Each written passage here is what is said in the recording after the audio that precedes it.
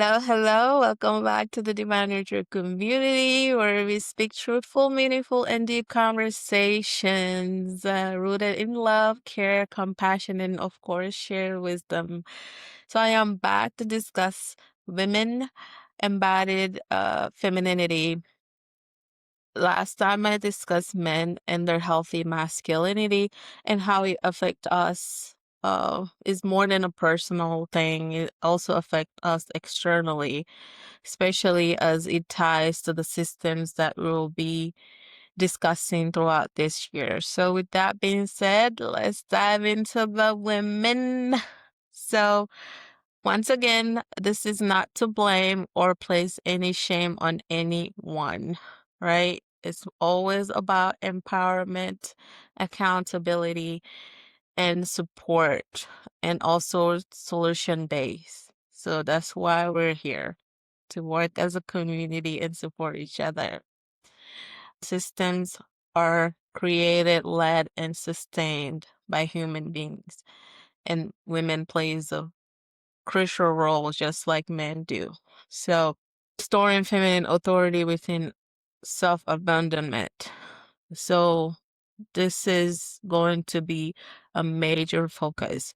I'm not going to discuss the difference between feminine and masculine energy because we already discussed that in the main video. So I'm going to link that below. Here instead at the end, I'll just share some practices, more practice on how you can balance both feminine and masculine energies, which applies to both men and women. Remember, we all have those energies within us. It's a matter of ensuring that we're balancing it right? So with that, let's dive in. So I am a woman, so obviously this applies to me as well. So growing up, so first of all, I am grateful for all the women within my life with strong personality. I grew up around strong uh, women. Obviously, there are always pros and cons to that, but who inspire me to do better and be better. But at the same time, growing up around such a mentality where being strong was praised did not allow me to explore my femininity, right? So I just suppressed my emotions, and obviously that's at a personal level. At a professional level, when I got the opportunity to work in corporate America, I used a lot of my masculine energy. And then obviously, I found a hard time balancing both. I always appeared as a strong, independent woman. I can do it all. I always had it was easy for me, let's say, to give. Uh, but hard for me to receive from others. So obviously that's also an issue. That's not balancing uh your femininity or the women within you. So that was me. Mention this video is about individualism, not about relationship, but I would throw this example. It also affected my relationship, whether that was like romantic relationship or just relationship with others, because you attract who you are. So the energy that I was on, that's what I attracted. So that's me growing up in my late teens and 20s. Again, I embodied a lot of masculine energy. So that's something I had to look into the mirror and work on myself and overcome that and stay in my femininity. And ladies, your femininity is actually your superpower once you know how to use it. So let's dive into it. So what are the two major barriers to embodied femininity? The first one is wounded femininity. So again, overgiving, people pleasing, neglecting self-care, avoiding boundaries, the ability to not say no when you know you cannot do something.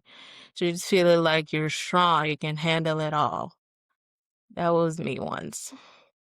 And then the second barrier to this is overuse of masculine energy, so overactive. So again, it's all about balancing.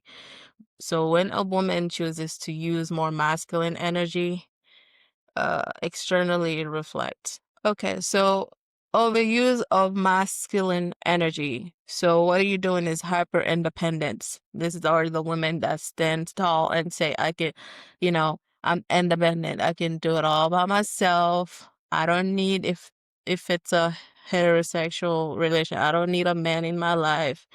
I got my bag, blah blah blah blah. So they use control as safety. Um so they have difficulty receiving support. Again, at some point, I was this person. I was not one of those aggressive, you know, women, but I did come out as being independent and having a hard time receiving from other and just thinking that I can handle it all by myself, which majority of the time I did. But what if I got the help? What's wrong with that? What's wrong with that? Root causes.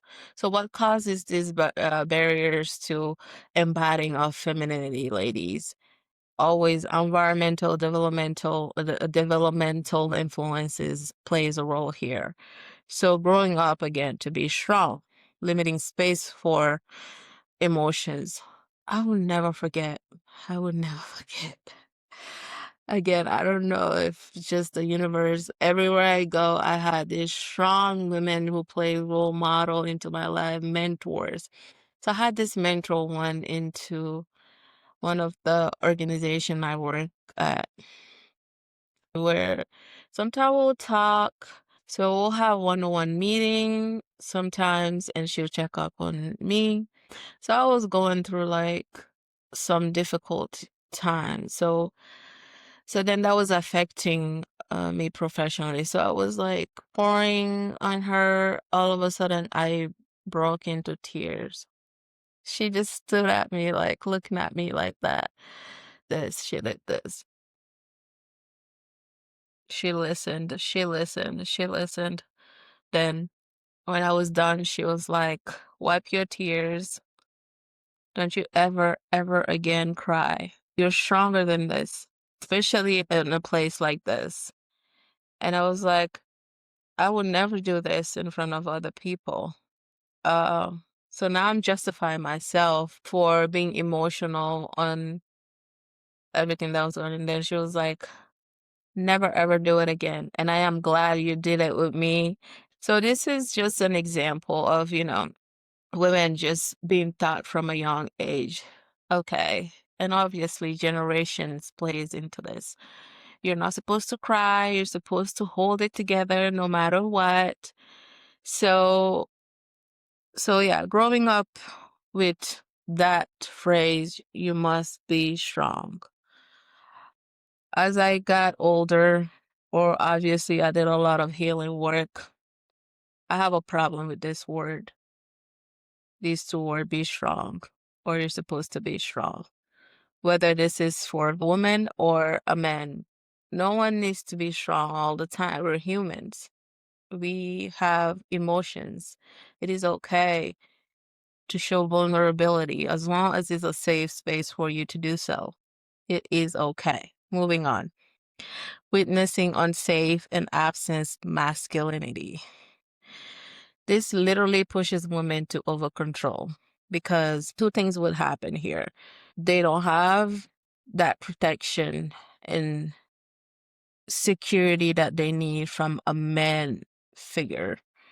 So they are brought up to work extra hard. So playing both, feeling like they need to play both the feminine and masculine. And oftentimes when that happens, there's a sense of trying to prove yourself that you're strong again. You show up to be more masculine than a man itself. So you become overprotecting and controlling. Sometimes I see women, no disrespect here. Again, this is not to blame or shame, but it is good to draw an example where they appear to be more masculine than a man itself. I'm just like, there's no need to be. It's okay to be in your femininity. Okay? early responsibility. These are survival skills. Sometimes women grow up in an environment where they are forced to grow up early. They don't really enjoy their childhood. So they become responsible at an early age. So they don't have time to take care of themselves or love on themselves or connect with their femininity. Oftentimes they take care of their siblings. Oftentimes, they have parents who are not well, so they step up to take care. So they just become a caretaker. So those are a few of the root causes. So why embodied femininity matters? Once again, 2026 is a transition year. We are literally moving into a whole new era where things are changing rapidly, right? So ensuring that we are operating in the most authentic self, it is very important to ensure that we are doing the work as individuals and then supporting each other to do so. So ensuring that you're on your femininity, that does not stop you from taking your masculine roles or, you know, being in your leadership, for example. You can have it all, both professional and in your personal lives. We just have to learn how to work with different roles that we are presented. If that means, stepping up and taking care of your family, but ensure you're taking care of yourself along the way, so be it. If it's stepping up on your professional role and be that leader that you need to be, so be it. But do it with compassion and gentleness, okay? So, ladies, how do we reclaim our femininity? Once again, just like the men. The first thing to reclaiming your femininity here is awareness, being aware that you're not in your feminine energy, you're perhaps using more of your masculine energy and reclaiming that. So, being aware and choosing to change. Relearning safety. Again, often women see control as safety. So it doesn't have to be like that. So allowing support and releasing hyper control is very important. Ensuring that you rest without feeling guilty. If you are tired, say you're tired. You cannot do it. You do it later. Pause, reflect, and rest when needed. You don't have to appear as this strong, independent woman all the time. You can do it all, or you can do battle by yourself. Sure, you can, but then at what cost? Yeah? Reconnect with your inner girl, just like the man. Reconnect with our inner child. That little girl within you wants you to play. That little girl will never leave you. Play, do stuff that you love doing. What is it? Do you like painting? Do you like going out, running around, playing with children? Without feeling like you're ashamed or, adult don't do that, grown women don't do that. Grown women do it. Stop it. Stop it, ladies. Go ahead and reconnect with your inner child, your inner girl within you. What are things that you loved doing when you were 5 years old? I'm sure you can think of something. And when you did it, it just made you feel good, at peace, at ease. It's time to reconnect with your inner girl, okay? Lastly, embodying feminine leadership, setting boundaries with clarity. A woman being on her leadership role, again, making sure that you are also incorporating some of your feminine quality into it, meaning that you're being more compassionate with love. You don't have to be aggressive on your tone when you're talking. Always about how you say things rather than forcing or thinking that you need to do extra. Just making sure you're saying things clearly and communicating clearly is important. That shows your feminine leadership. Uh, ensuring that you are leading with going with the flow. And when it's time to say no, you're saying no. And when it's time to say yes, you're saying yes without feeling guilt, right? You know internally how much you can do and how much you can handle. So honor that. And once you honor, respect that, people will see that reflecting and they'll do the same. So I wanted to share practices to balancing both the feminine and masculine energies. So I came up with this acronym for balance. So you ready? The first one that stands for B is become aware. So awareness, always becoming aware. So noticing overactive or underdeveloped energy. So being aware of both your feminine and masculine, which one are you using more or which one is not being used to equate to a balance, right? A. Is for allow integration. So embodying both energy again. That's what I'm saying. You can be assertive and compassionate at the same time. You don't have to choose one over the other.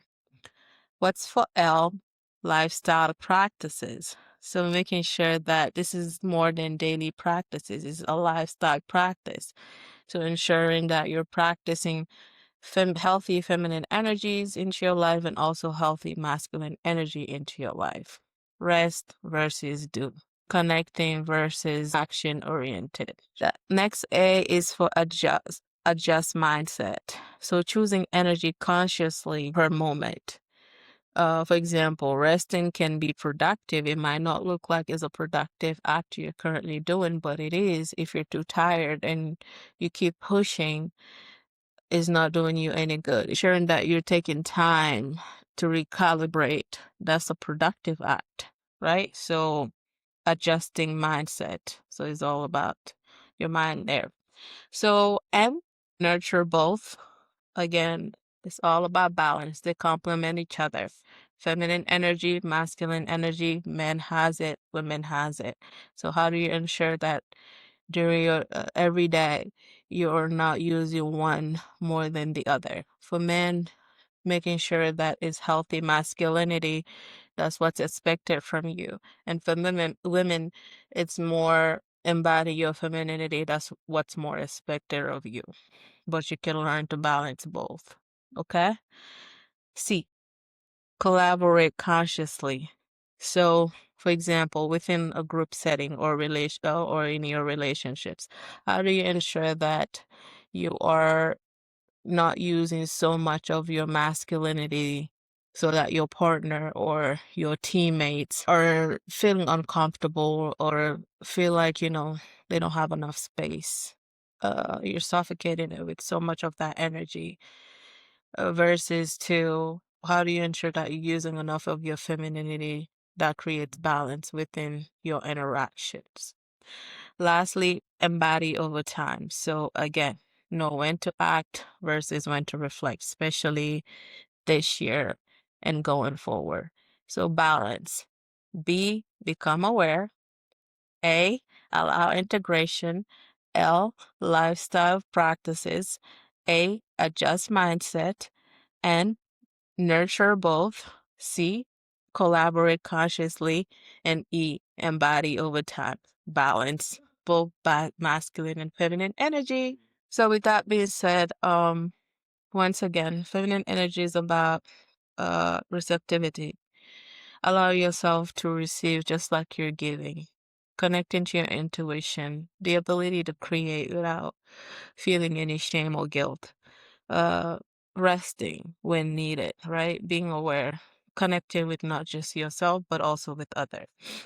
And so ask yourself this question: what is it that you need to do to support you? Surround yourself with positive women, okay? Women that only brings positivity in you. I know growing up, I don't know if that's still going on. I'm sure that it is, but I have outgrown that. Women usually come together to gossip about women, not as supportive as they should be. Not good. I realize just being part of those conversations, even if I don't say anything, that's an issue. We need to change that, okay? We need to change that starting this year. We do. On women, when is another one when. That's how we should see each other. I do hope that we get there both for men and women, that we have the ability to support each other instead of gathering to tear someone else's down or operate from envy and jealousy. yes, as always, it is a personal journey, but then that personal journey also affect us at an individual and collective level. So let's be there for each other, right? Support each other, rather than throwing shade and tearing someone down. I love you. I give you a big, big hug, regardless of where you are across the globe. I do hope this finds you, and that it has been helpful to listen to this video. I'll be back now that we understand the role each men and women play within our society. We are ready to dive into these systems, and we're gonna break them down one by one. Take care of yourself. Love you much. Bye bye. Ciao, ciao.